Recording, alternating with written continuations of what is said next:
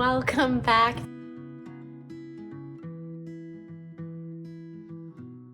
I am literally sitting on my living room floor. It is like 3 o'clock in the afternoon. I'm staring at my chickens right outside my window, and I'm drinking my daily afternoon iced coffee, my cold brew. I look forward to this every afternoon. And one of my big things that I want to focus on this year is just not over complicating things. Not trying to be someone that I'm not trying to make everything perfect, because trying to be perfect and like have control has created so much struggle in my life. Maybe, hold on, let's fix this camera. Maybe you can relate to that. But that has been one of the biggest lessons that I came out of 2023, was realizing that I need to ditch control if I'm going to have the life, the marriage, the family, just like I said, the life that I truly want and crave. There is no room for this control. Control is really an illusion, isn't it? Right? We never really have full control of everything, but I know that that's where I have created just sense of safety. And when I look back over my life, it's always that when I felt like I lost a sense of control, that my anxiety shot through the roof. And there was always this sense of lack, like I was never gonna have enough, or I was never gonna be enough. What that really has led to and bled into in my life is this constant need and feeling of I should be doing something. I need to be doing something in order to get ahead, be enough, produce enough. You can never switch off, that you can never rest, that if you don't just go, that you're gonna miss the boat, that it's not gonna happen for you, that you're not gonna, be loved, that you're not gonna be safe, that you won't have the money, you won't have the sustenance to keep going, right? But man, it is exhausting.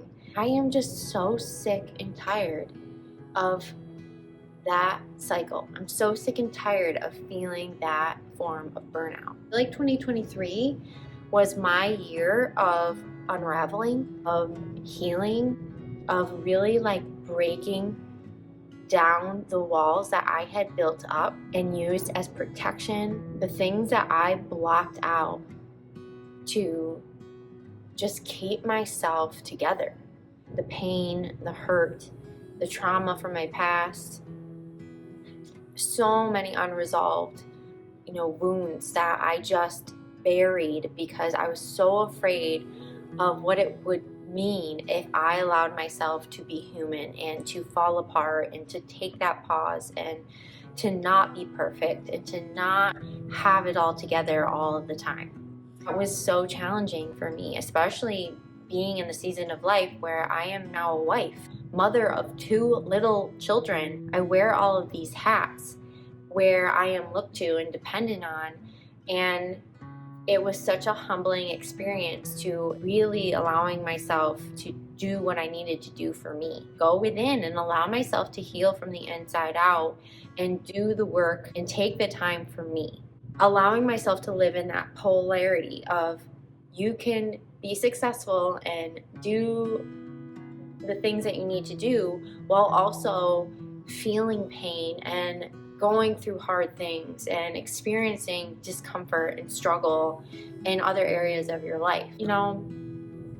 Call myself out here because I know in the past that I have talked a lot about this concept that you can have it all. I really kind of want to I don't even know how to say this. I kind of want to say that I really feel like I look at this from a whole different lens now. This is my soul here. I'm a human. I am growing and learning and constantly failing forward, and things that I'm saying right now, I could come out and say in 6 months, nope, change my mind, don't believe that anymore. This is what I've learned. This is where I'm at. But right now, from everything that I have experienced, I have learned that yes, you can have it all, but you can't have it all thriving at the same time. It's that rule of giving and receiving, right? The areas of your life where you're not paying attention to, those areas are going to suffer, right? When one area of your life is really in the forefront and you're putting all your eggs, like, to give it a metaphor, if you're putting all of your eggs, like for example in your physical health, if you're focusing all that attention in that bucket, but you're not pouring into your spiritual health, if you're not pouring into your emotional well-being, if you're not paying attention to your rest, your nutrition, all of those things, when you have yourself spread among so many different buckets, it's impossible for you to be able to pour the same amount into all of those buckets all at the same time. I really have learned from being the woman that wanted to say that yes, as a mom, as a wife, you can have it all. I've really learned that I don't really want it all, especially not all at the same time, because I know that I'm not going to be able to pour into all of those buckets the version of me that I really want to be known and loved for and seen as, right? I'm not going to be able to pour my best into all of those buckets. I'm not going to be able to give enough of myself to those buckets that is going to leave me feeling fulfilled and proud and prosperous and abundant and content, that I don't want it all. In 2023, really, I felt like it made no sense. Like, I had worked so hard, the business that I had built and the things that I thought that I really wanted, it was sort of like this really uncomfortable position of being like, wow, no. And every single time, it was just these quiet nudges that I realized was my intuition. My intuition was slowly but surely giving me the courage, guiding me towards letting go one thing at a time, getting everything down to the bare minimum, to the point where I could actually breathe and look at my life and be like, what is it that you really want, Amy? Now that you've cleared away everything that you thought you needed to want or should want or did want, what is it that your heart, your soul is really craving in this season of your life? What do you really want? When I really got quiet, I realized that there isn't much else that I really want other than to feel love, to feel like my family is a unit, that my marriage is strong, that we are a strong union, that we are partners, that we are a team. And I want to feel seen and accepted for who I really am. And I realized that the only way that I could ever guarantee that was to believe it and feel it for myself. You know, you can't demand people to respect you and to love you and, to adore you or whatever, but you can give that to yourself. It's just another beautiful layer of my own journey to release all that pressure, trying to create, this beautiful marriage and this beautiful family and this beautiful business and all this stuff. It was like, you know what, Amy?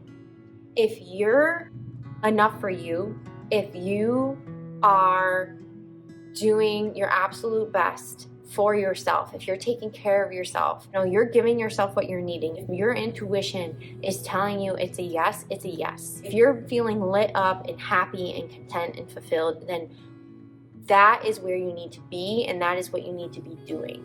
And everything else, you have to allow it to fall into place. You have to give it up. You have to give it away to God, to Spirit, to Source, and let Him figure out where it falls. And that's scary, right? That is so scary. It feels like you're naked on a stage to the world, in front of your spouse, in front of your family, in front of your people, and being like, this is me, the good, the bad, the messy. I love myself, I accept myself, and take me or leave me, right? Being like, you don't have to, love every part of me, but to be in my life, you're gonna need to respect me, accept that this is who I am. I feel like, if I'm really being honest, I didn't even really know who that was until this last year. One of the most excruciating and scariest parts about this last year for me was realizing that I was sort of like coming out and revealing myself to people that I had known my entire life. My parents, my family, my husband, who we've been together for 7 years, my friends, people on social media, right? The people that I had known for years, been friends with. Up until that point, there was always some version of me that was still just people pleasing my way through life and not fully allowing myself to be me, to do what I want to do, to trust and be who I really am. That's why it felt so necessary that I just kept taking away everything that didn't feel true and feel aligned. It was like everything that wasn't a yes had to go in the declutter pile. And some of it stayed there for a little while until I really felt that I was ready to part with it, or I was sure, like I got that quiet knowing. Like, when you know, right? It's another amazing thing that I've learned this year. Like, if you don't have the answers, that's okay. When you need the answer, you'll have it. It will arrive. It will drop in. You will know exactly what you need to know when you know it. Like, often it's our mind jumps in and our mind wants to rationalize and give us logic and give us, well, no, that doesn't make sense. That's why I feel like so many of us are living these lives that feel so off, because we have gotten so lost in that battle of following what makes sense and following what feels safe versus following what feels true. And that cannot be mistaken for easy, because what feels true and what feels like us is very often not the easy path. It's very often the messy path. It's the uncomfortable path, because on the other side of that is where everything else that we are seeking. If we already know like what lies on this path, right? Because many people, it's the path that's often been already walked for us, right? But then there's what our soul is craving, what our soul was led here to be and to do in our higher self. That is never going to go away. Not ever feeling abundant, like you're always striving, you're always pushing, you're always hustling for more, you're never enough, is never going to go away until you can make peace and fall back in love with who it is that you truly are. And that is the journey that I've been on. I wasn't looking for it, I wasn't expecting it. But what I can understand now in hindsight is that everything that led up to this last year was preparing me for that really uncomfortable walk I needed to navigate, of having really hard conversations, of spending a lot of time alone and being okay with it. Letting things go without fear of what was going to replace it. Just getting comfortable with a very minimal lifestyle. And what I have learned is this hunger of not adding anything into my life that doesn't feel like it was called to be there. Like, I don't want to just go and fill up my buckets just to fill up my buckets. I really don't need a lot of anything. And I really believe that's true for all of us. I feel like consciously as a collective, like this is part of like what many of us are feeling. Like all the stuff and the things and the accolades that maybe we've achieved and have chased for so long really never filled us up and gave us the feeling that we were longing for, because the feelings that we were longing for were always there and were lying already within us. We just didn't know how to tap into them because we've gotten so lost in the muck, in the noise of what we thought we should crave and want and what would lead to fulfillment. 2024 is the year that I am building off of the foundation that I have created, where Amy leads Amy, where Amy follows where her soul and her intuition is guiding her, where I am focusing on harmony, creating more cohesiveness between my family, myself, my life, my business.